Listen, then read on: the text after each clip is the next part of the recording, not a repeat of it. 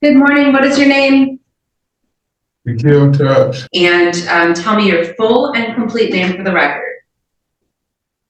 Shaquille O'Neal Tubbs. All right. And Mr. Tubbs, you met with the public defender, correct? Yes. Well, you are here today on a new complaint. It includes a felony charge.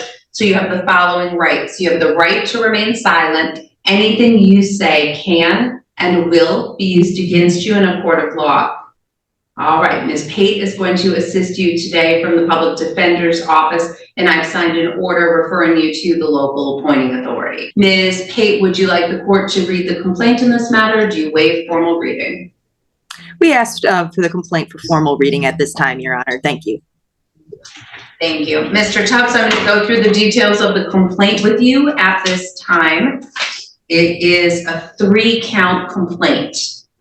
Count 1 alleges that you did make an assault upon Brandon Morris with the intent to do great bodily harm less than the crime of murder. That is a felony with a maximum penalty 10 years in prison or $5,000. Count 2 alleges that you did assault LaShawn Rolex Bell, a resident or former resident of your household, and or an individual with whom you've had a dating relationship without a weapon, and that you did inflict serious or aggravated injury upon her, but without intending to commit the crime of murder or to inflict great bodily harm less than murder. Count 2 is commonly known as aggravated domestic violence. That is a misdemeanor with a maximum penalty 1 year in jail and or $1,000. It's a second offense, so that's actually that penalty should go up. Should that penalty be going up actually for the second offense, Ms. Tink? It should, yes. It should be a 2 year, I believe. I think it's 2 years, $5,000 is what that actual max penalty is because it's a second offense. Ms. Tink, can you check that? No. Hold on, Mr. Tubbs. Hold on, just hold on. Ms. Tink, can you check that and we'll get that corrected before we end this hearing? So that's Absolutely. The second charge. Count 3 alleges that you did willfully and maliciously destroy or injure a cell phone, personal property of Tracy Rolex. The amount or destruction of that injury is $200 or more, but less than $1,000. That's a misdemeanor with a maximum penalty 1 year in jail and or $2,000 or 3 times the amount of destruction or injury, whichever is greater. Those are the charges and the maximum penalties. Mr. Tubbs, I'm not asking if you agree or disagree, but do you understand 3 charges against you? Can I say what I do understand? And my lawyer would help. What happened with what you just told me? Ms. Public Defender, you said now it's your third name in there. You see how things switch? Mr. Tubbs, the complaint was amended after we met.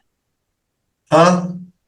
Mr. Tubbs, the complaint was changed slightly after we met, which is why I requested. It seems to be a lot of changes in here. It's a lot of new people. Okay, so these are the allegations against you. The first charge is that you did commit an assault with intent to do great bodily harm, less than murder or by strangulation against Brandon Morris. The second charge is that you committed an aggravated domestic violence against LaShawn Rolex Bell. And the third charge is that you had a malicious destruction of personal property of a phone owned by Tracy Rolex. So 3 people. So those are the charges against you. So do you understand each of those charges? Now, do you agree or disagree? Do you understand? I understand. All right. And you understand the maximum penalties for those charges? No. You don't understand the maximum penalties? Man, I'm hearing them, but they false allegations. Well, that's a separate issue. That's why I said to you, I'm not asking if you agree or disagree. Do you understand what you've been charged with? And I'm trying to understand, but it seems like every time I talk to someone, it just keeps changing up. I want to see what's next. What's going on? What am I facing?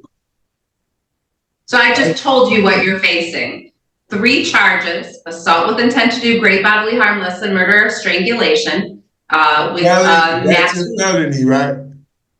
That's a felony, 10 Okay. years or $5,000. Aggravated domestic violence, that's a second offense. What's the max on that, Ms. Tink? I apologize, and I apologize that it was charged wrong. For an aggravated domestic violence second offense, it is a 5-year maximum sentence and a $5,000 fine. Okay. And does that make it a felony? Yes, All right, so 2 felony charges. Ms. Tink, you'll submit an amended complaint for that? absolutely. So, yes. all right, because it's a second offense, that makes it a felony. So 5 years, $5,000, and count 3 is a misdemeanor, 1 year, and or $2,000. So those are the charges. Those are the maximum penalties. Council's indicated you're going to stand mute, so I'll enter a plea of not guilty on your behalf. But ma'am, can I say how I got here? But sir, Huh? we do this in a particular order. This is not the first time you've been in court. This is not the first time you've been arraigned on a felony. So you know how the system works. I'm going to go through what I have to do in our normal course. And then if you have questions at the end, I'm happy to answer those questions. Yeah, I'm just so much confused, and I'm pretty sure my public defender know why I'm confused, because I told her how much this stuff changed. They throw in names, and now I'm hearing this. It's like a whole bunch of changes, and I'm sitting in jail off hearsay. Is this So again, today is not the day that we decide guilt or innocence. Today is your first appearance. So I you're hear advised of. Okay, so then let me do my job, okay? I'll let you ask your questions at the end, but I'm going to continue to do my job. So Ms. Pate has indicated you'll stand mute, so I'll enter a plea of not guilty on your behalf. I'm going to schedule you for your next court date. That's a probable cause conference in front of Judge Simpson. That's going to be January 11th at 9 a.m. or as soon thereafter as your case can be called. And that's at 14A1 District Court in person. It's not by Zoom and you said anymore. when is that? January 11th at 9 a.m. We're going to get you a notice too here, and then you'll receive additional information from the Public Defender's Office. Before I make any decisions regarding bond or bond conditions, I will hear from counsel, the people first, and then the public defender. I did hear testimony regarding what allegedly took place on the day in question earlier today. I do have a check on your criminal history. I also have a written request from law enforcement in the prosecutor's office. And additionally, I have a risk assessment that was done by Community Corrections. All of that information goes into my evaluation, and I'll go over your conditions with you in just a moment. Ms. Tink, would the people like to be heard? Yes, thank you. In this case, Mr. Tubbs has an extensive domestic violence history, in particular with the same victim in this case. We would be asking for a $500,000 surety bond. These are very serious charges. The victim suffered very serious injuries. In the event that Mr. Tubbs is released, we would ask for a GPS tether with a no-go to 2 and a 125 in Ypsilanti. We would also ask for no contact with LaShawn Rolex Bell and Brandon Morris. And that would be it. Thank you. Thank you. Ms. Pate? Thank you, Your Honor. At this time, we do largely ask the court to follow the people's request. However, I do ask for the court's consideration in adding a 10% privilege to the cash surety component of bond. Ma'am, can I say, Mr. I Tubbs, thought you were, can I get a breakout room with my attorney? You already had a breakout room with Ms. Pate.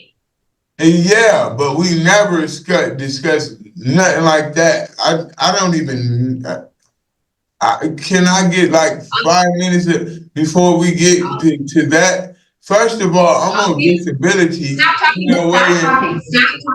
Stop talking. I'm going to remind you of this again. Anything you say can and will be used against you in a court of law. Now, This is a what am I court. saying? The hearing takes a dramatic turn as the defendant repeatedly interrupts the proceedings, forcing the judge to restore order.